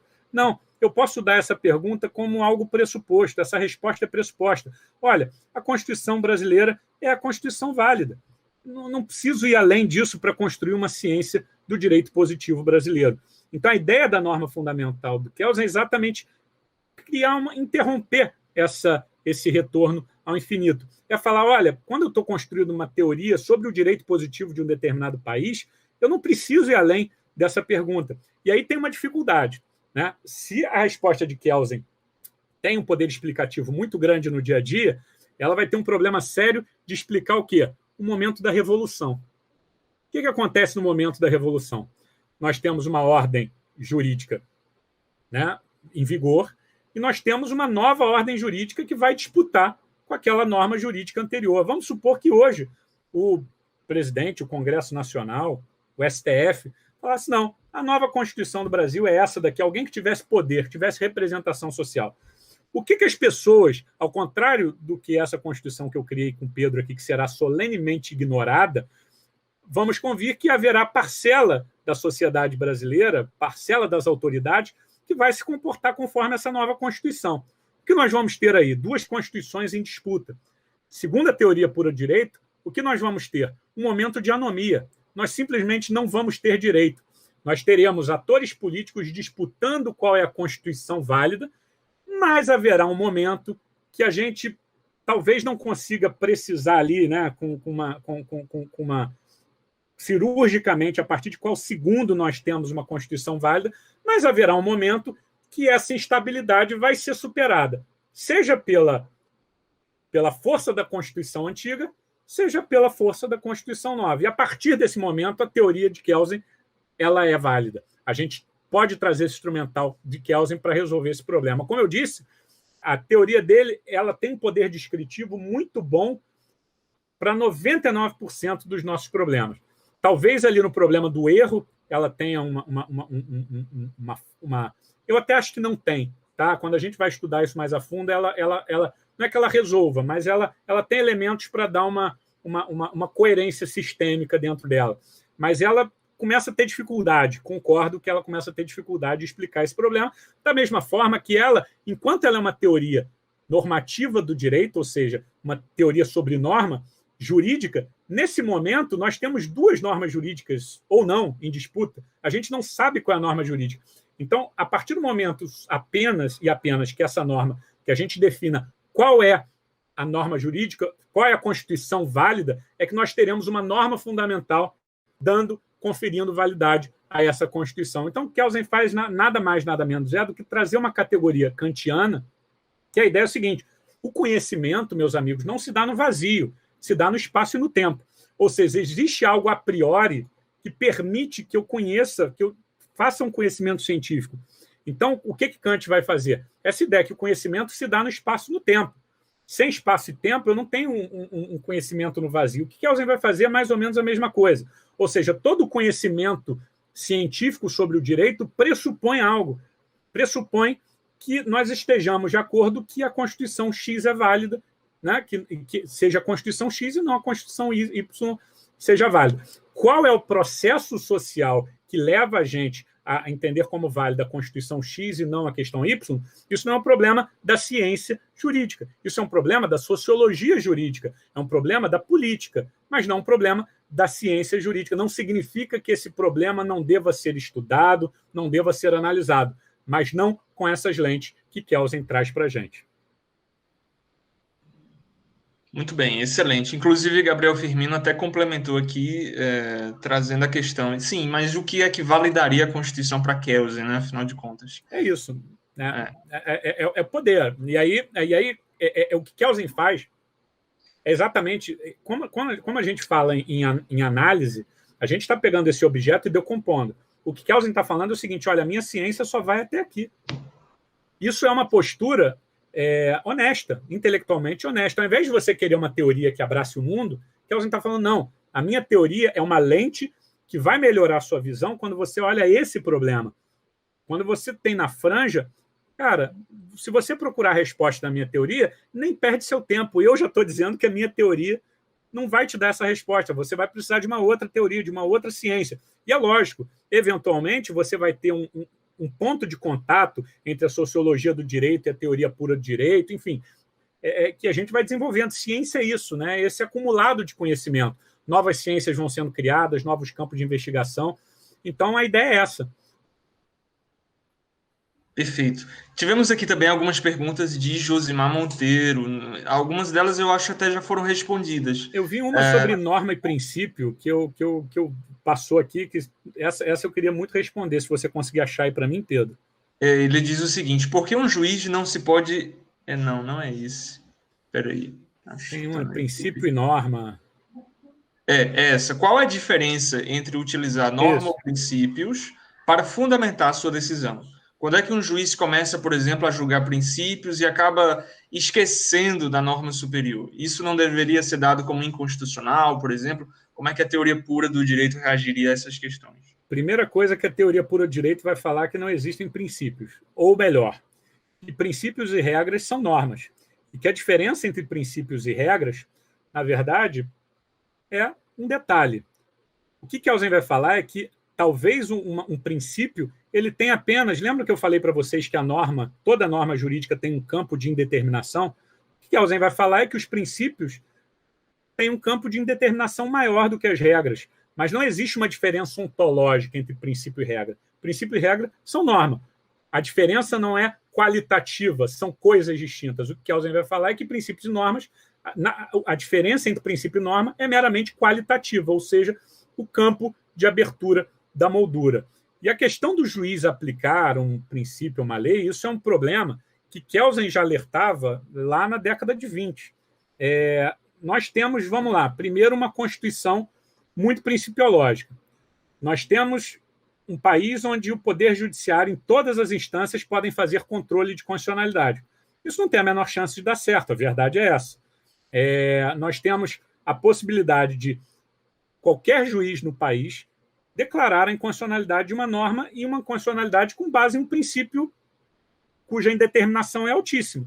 Dignidade da pessoa humana, impessoalidade e vários outros. Então, a ideia, e aí Kelsen já alertava para esses perigos, quando a gente tem muitas normas com conteúdo, não é que a gente não possa ter, são necessárias. A gente não consegue fazer direito sem determinação, e Kelsen estava muito ciente disso. Mas quanto mais indeterminação a gente joga dentro do direito, e quanto mais autoridades podem decidir sobre o conteúdo e a resposta correta dessa indeterminação, o que nós perdemos é segurança jurídica. Muito simples. Então, o juiz deveria se limitar à Constituição? Não. O juiz, em última análise, pela própria teoria do Kelsen, vai dizer que ele pode até julgar contra a moldura. No final das contas, o que vai segurar um juiz, julgando da forma A ou a forma B, não é um pedaço de papel, não é a norma. É a pressão social. É como que a sociedade vai receber uma decisão, porque o juiz também é humano. Então, como que o juiz, como que a gente impede que, ou pelo menos dificulta que o juiz crie decisões desse tipo? Então, eu, por exemplo, sou um árduo defensor do fim e do controle de constitucionalidade difuso. Eu acho que não funciona. Exatamente por isso. Nós estamos simplesmente permitindo que qualquer autoridade judicial do país faça um controle de indeterminação de um texto que já é vago por natureza. Não tem como a gente construir um sistema com um grau de segurança dessa forma. Então, seria mais ou menos essa a resposta. Muito bom. Temos, inclusive, o próprio Kelsen também variou muito o seu pensamento, né? Um cara que escreveu demais, escreveu muito, então isso acaba tornando também mais complexo, talvez, né? É isso, Pedro. Deixa eu só te fazer um parênteses pegando esse teu fio, que é muito importante. Kelsen escreve de 1907, se eu não me engano, até a morte dele em 73.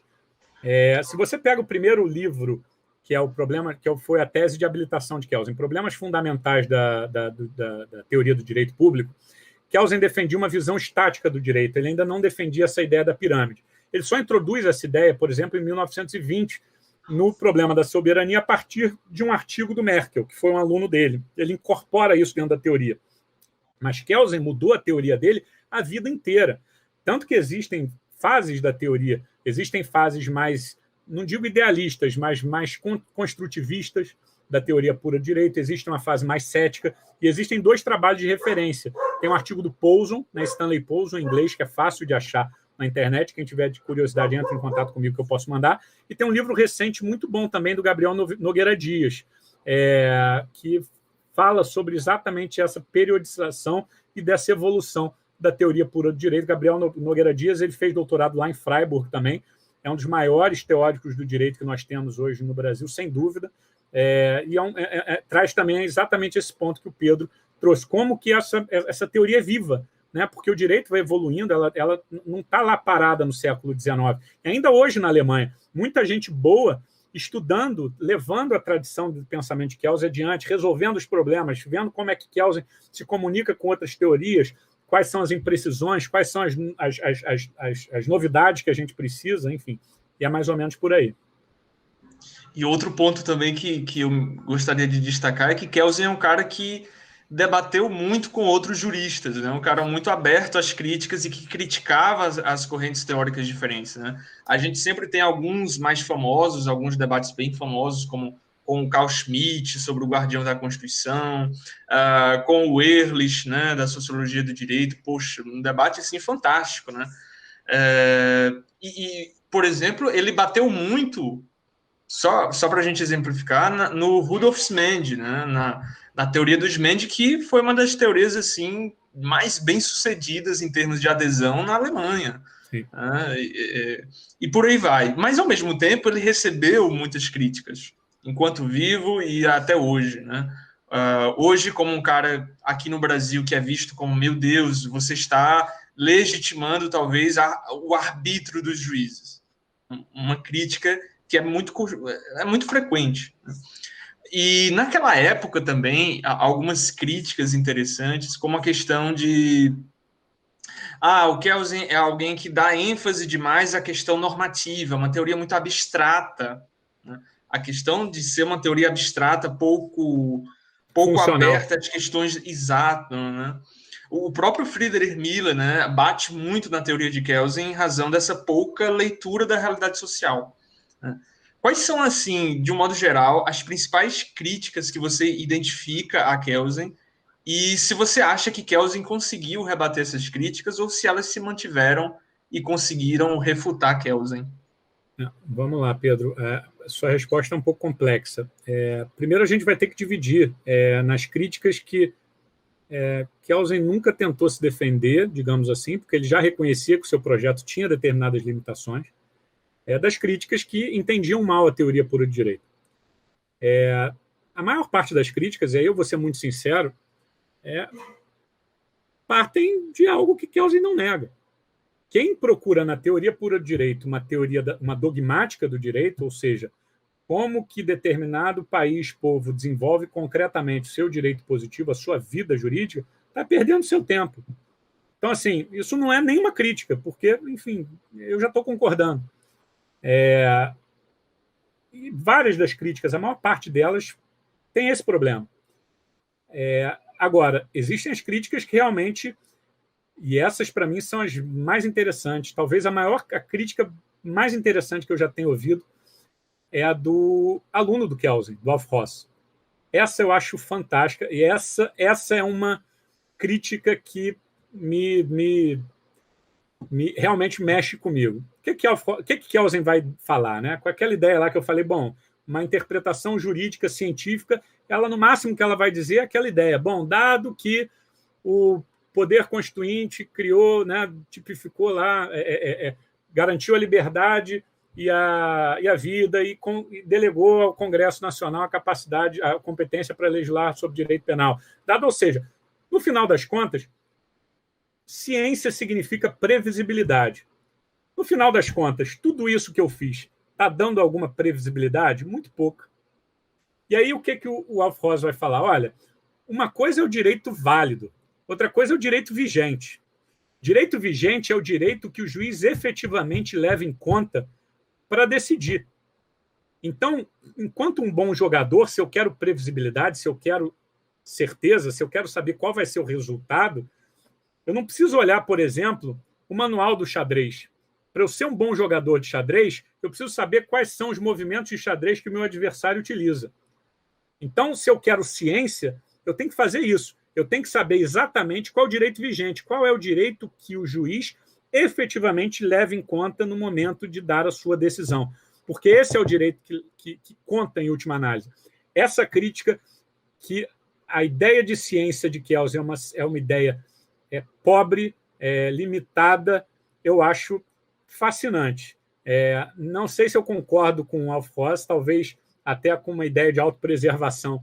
Eu nunca parei para pensar muito sobre as consequências disso, mas Kelsen, por exemplo, teve um debate com o Alf Ross, onde ele, de certa forma, né, eles conversam exatamente sobre esse problema, que é um debate bem interessante. Então, assim, essa crítica eu acho fabulosa. E olha só, curioso, foi feita por um aluno que o Kelsen tinha também essa fama de ser um cara que estimulava os seus alunos a criticar a teoria dele, apresentar suas próprias teorias, e muitas vezes ele incorporava coisas dos próprios alunos na sua teoria. Por exemplo, a ideia da pirâmide não é do Kelsen, é do Merkel. Toda a parte do direito internacional, da teoria pura de direito, foi desenvolvida pelo Vertross e não pelo Kelsen. Então, assim, o Kelsen, na verdade, e a teoria pura de direito, tem um amigo meu de Freiburg, o Cadori, para mim, hoje, o cara mais preparado sobre direito alemão, brasileiro mais preparado, com léguas de distância para o segundo lugar, hoje, para mim, é o Cadori. Ele tem um artigo onde ele fala, não sei se é um artigo, mas ele já deu algumas palestras falando exatamente isso. A teoria pura de direito é uma obra coletiva, em grande medida, onde Kelsen era o grande maestro, acaba levando mérito, mas né, é exatamente isso. Ele, Naviarsky, enfim, vários outros. Então, essa é a ideia. Que a teoria pura de direito é uma empreitada, na verdade, de uma escola, de um grupo, né, muito habilidoso, com várias características, com vários talentos. Então, é mais ou menos isso. Eu acho que essa talvez seja a maior crítica, Pedro. A crítica realmente que pega no meu calo, que olha assim, essa doeu. Essa eu assimilo o golpe, entendeu? Muito bom, muito bom. Teve uma pergunta aqui do Otto também, que foi uma pergunta sobre se a crítica epistêmica de Kelsen, se ela seria suficiente para fundamentar se um sistema jurídico é ruim ou negativo, tendo em vista que geralmente se considera Kelsen um não cognitivista ético, mas sim um cognitivista epistêmico. E eu até acrescentaria, não apenas em relação à questão ética, mas tendo em vista que eu não encontro em Kelsen talvez uma ciência dogmática com ferramentas dogmáticas normativas. Na camada da teoria do direito, eu consigo ainda afirmar se um sistema é ruim, se um sistema é bom, se ele está funcionando ou não? Não. No âmbito da teoria do direito, não. Agora, no âmbito da filosofia do direito, ou da sociologia do direito, ou qualquer outro, você pode fazer análise valorativa, análise fática. Você pode até achar que aquele sistema é o pior sistema do mundo, que seu dever moral mais elevado é derrubar aquele sistema.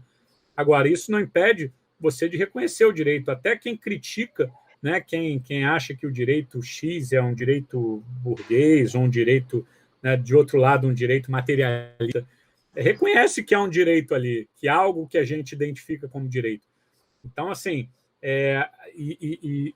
o que é curioso, Pedro, e é uma coisa que eu venho trabalhando muito, é que, apesar de, enquanto teoria, a teoria pura ela pode escrever qualquer direito como direito sendo um direito democrático, um direito tirano, quando ela separa essa ideia da política e do direito, ela deixa claro, e essa para mim é uma das grandes virtudes, ela impede que o ditador ou a pessoa que tem o poder se valha do poder em nome do direito. O que a teoria pura de direito vai fazer é acabar, ela é muito iconoclasta. Ela vai falar o seguinte, não, o que você está fazendo não é algo necessariamente justo. Você está criando o direito porque você tem poder para fazer isso. ponto. A questão de justiça é uma outra questão. Então, assim, é justamente o contrário. Justamente essa asepsia moral da teoria pura do direito que permite a gente entender que aquilo que a autoridade está fazendo é política. E que a gente possa, uma vez reconhecendo que aquilo é política e não algo necessariamente correto ou justo, que a gente possa se contrapor aquilo. Então, eu acho que ela é uma teoria que ela, apesar de não ter essa finalidade, né, com a finalidade dela é descrever um objeto, ela é altamente idiossincrática, né? Ela acaba com o mito, ela seculariza o debate, ela coloca no chão a autoridade que está criando o direito, ela vem para o mesmo patamar que eu, no campo da política. Ela não é iniciada, ela não tem um acesso privilegiado a uma noção do que é o justo, do que é o correto. Não, meu amigo, a gente está no mesmo barco. Você está exercendo autoridade, mas eu posso a qualquer momento questionar a sua autoridade. Por que você está exercendo? Só que esse exercício se dá no campo da política, claro. Até no campo do direito. Eu, enquanto estou ali com uma causa, um mandado de segurança contra um preso político, eu estou querendo demonstrar que aquilo é um ato político também. Agora, eu estou reconhecendo, enquanto cientista, que o direito é X. Só que eu posso estar dando um uso político também para o direito. Então, assim, a teoria pura do direito, ela, embora ela descreva qualquer direito, qualquer teoria, qualquer direito válido como direito, seja esse direito democrático ou autoritário, ao separar o direito da política, ela deixa claro quando o direito está sendo utilizado politicamente ou quando não está. E essa, para mim, é a maior virtude da teoria. Muito bom. Eu não sei como é que está seu tempo, mas eu queria rapidamente só voltar a essa questão da moldura, a questão desse olhar para a prática jurídica e tentar afirmar, ou pelo menos sugerir, talvez, você está dentro da moldura ou está fora da moldura. Essa pretensão, uma pretensão quase de correção, ou talvez seja mesmo uma pretensão corretiva da prática do direito. Kelsen, no entanto, ele não desenvolveu, mas ele deixou ali e disse, existe a interpretação científica. E, claro, ele vivenciou a cultura europeia, vivenciou também a academia norte-americana, mas, diferente da Alemanha, a gente não tem essa dogmática jurídica em muitos aspectos tão sólida, tão com essa previsibilidade toda que tem na Alemanha, por exemplo. E aí, quando a gente olha para o Brasil, a teoria de Kelsen, para discutir as questões de prática jurídica no Brasil, você acredita que, em termos de pesquisa científica, de utilizar Kelsen hoje na pesquisa científica, num TCC, numa dissertação, numa tese, enfim, mas com uma pretensão não teórica, simplesmente, de discussão da teoria, mas uma pretensão prática, né? Eu quero analisar decisões do STF à luz de Kelsen. Você acha que é um campo frutífero, é algo que pode dar certo? Quais são as advertências que você faria em relação a isso? Então, vamos lá, vamos dividir em duas sessões aqui. A primeira é a questão da pretensão de correção. E essa, de certa forma, é exatamente a distinção que eu falei ali entre, se fora da moldura nós temos apenas um empoderamento alternativo ou um erro de cálculo. Kelsen evita essa ideia da correção. Então, para ele, é um empoderamento alternativo. Não há decisão errada, ponto. O Merkel, que é o aluno lá do Kelsen, ele vai falar assim, não há erro. Há erro que o cientista pode dizer que há um erro, que é um erro de cálculo, até onde ia a moldura.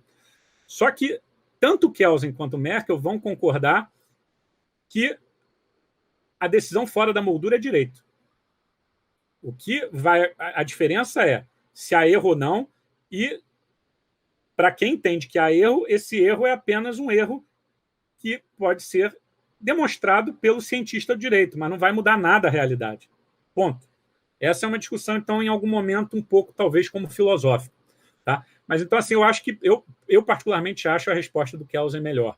É o empoderamento alternativo, você entende que a autoridade, então, não tem o dever de aplicar o direito, ela tem apenas um poder. Só tem dever quando essa não aplicação é colocada como condição de aplicação de uma sanção por uma outra norma, e assim você pode fazer também E, então, em última instância, o Supremo, por exemplo, nunca teria um dever jurídico, né?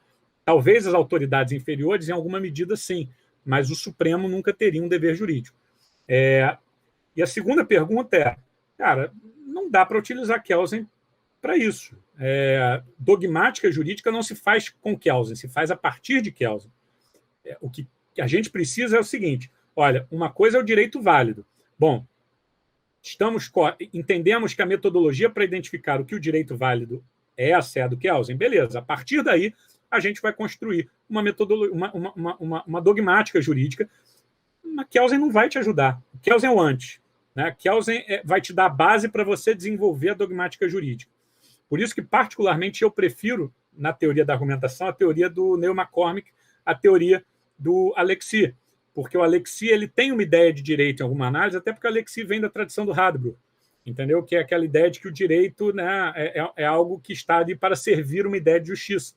Então, eu gosto mais da ideia do McCormick, porque ele trabalha essa ideia do ponto da pura divergência. Existem questões que são da divergência moral, ponto, acabou. Não tem uma ideia com que aquilo corresponde. Então, assim, nós precisamos de uma dogmática, e essa dogmática não é feita com Kelsen, é feita, para mim, a partir de Kelsen. Eu tenho um artigo, para quem quiser, é um artigo antigo que eu não gosto muito, tá?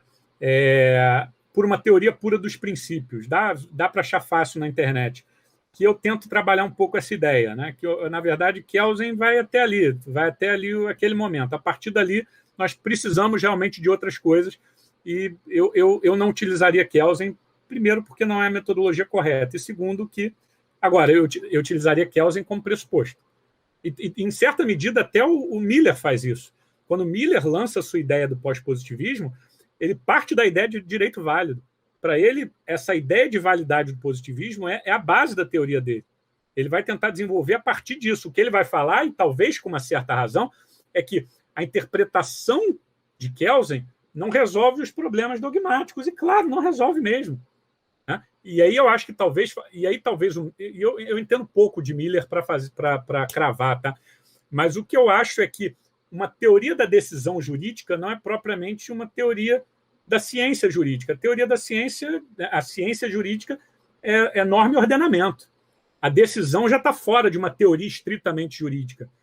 Não significa que a gente não possa criar uma dogmática sobre a decisão.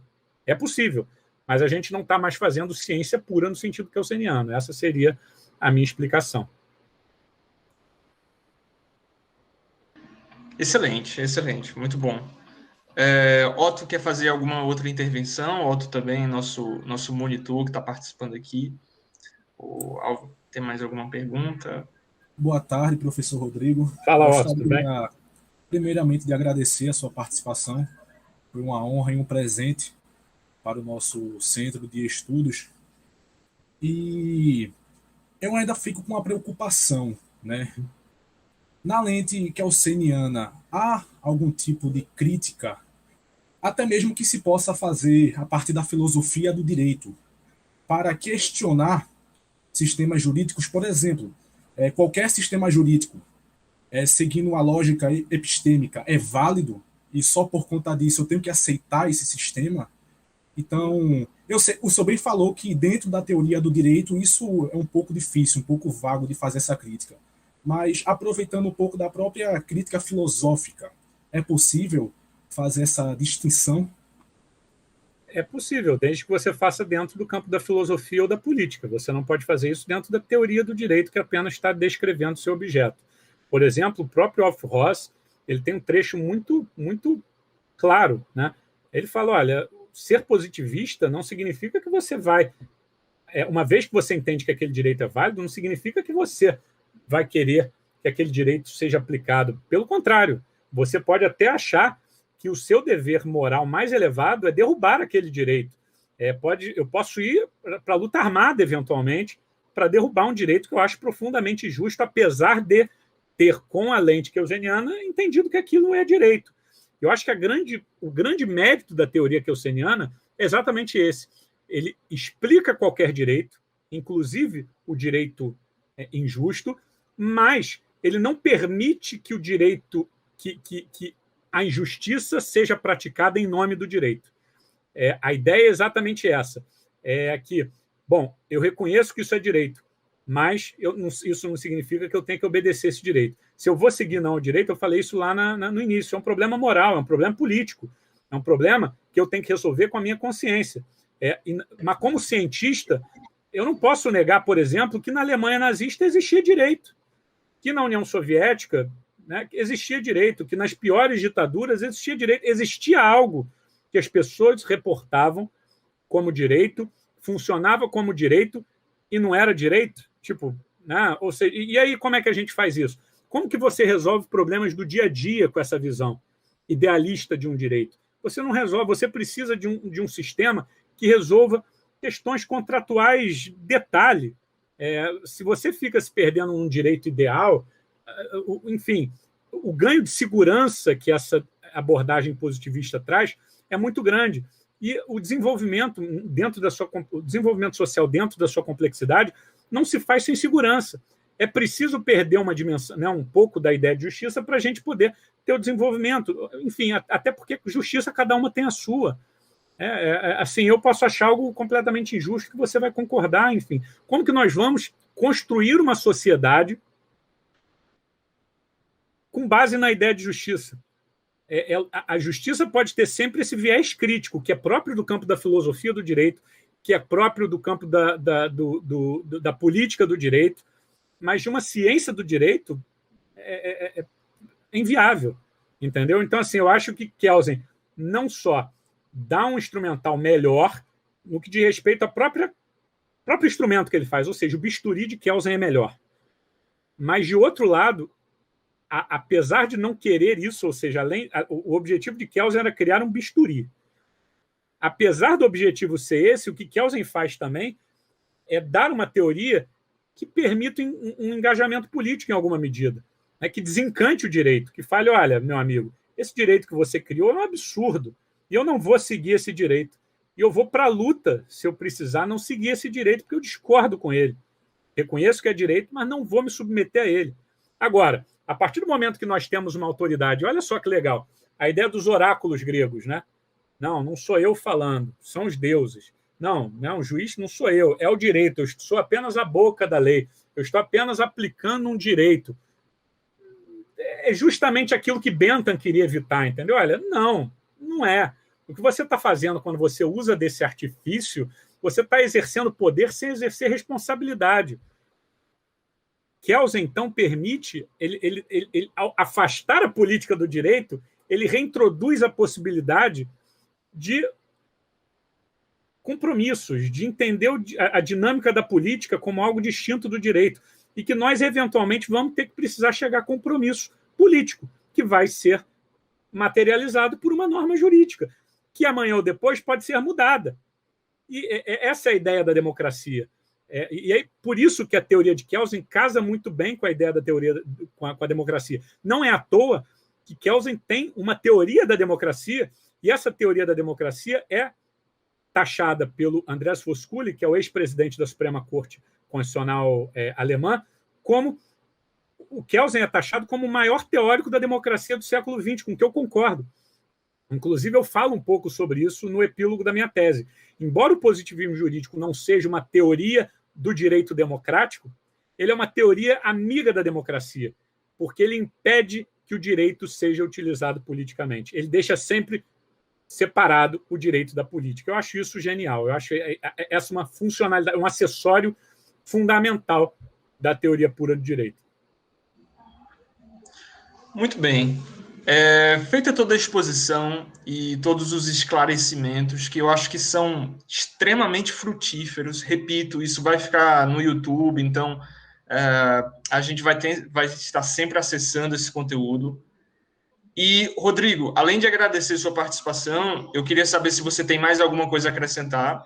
E desde já eu queria dizer também que quando você lançar o seu livro, etc., tal, nos avise que a gente também vai ajudar na divulgação aí nas nossas redes. Enfim, acho que esse debate sobre Kelsen é um debate que não está nada encerrado aqui no Brasil, muito pelo contrário, né? Existem vários pontos que precisam ser esclarecidos. E essa palestra foi extremamente elucidativa, né? Então, agradeço demais, Rodrigo, sua participação. Agradeço o Otto também, o Matheus, que ajudaram aqui na organização do evento, os alunos que estão acompanhando lá no YouTube. E ficamos à disposição, Isso daqui é um espaço de diálogo, é um grupo de estudos, é um grupo de pesquisa, e uma das nossas ideias é essa, é de compartilhar conhecimento de qualidade. E eu acho que, em termos de Hans Kelsen, a gente conseguiu dar um bom norte, um bom ponto de partida, pelo menos. Então, Rodrigo, muito obrigado pela participação.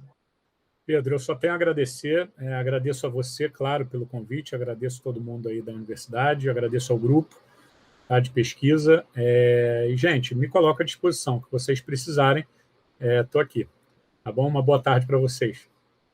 Valeu, pessoal, um abraço, tchau.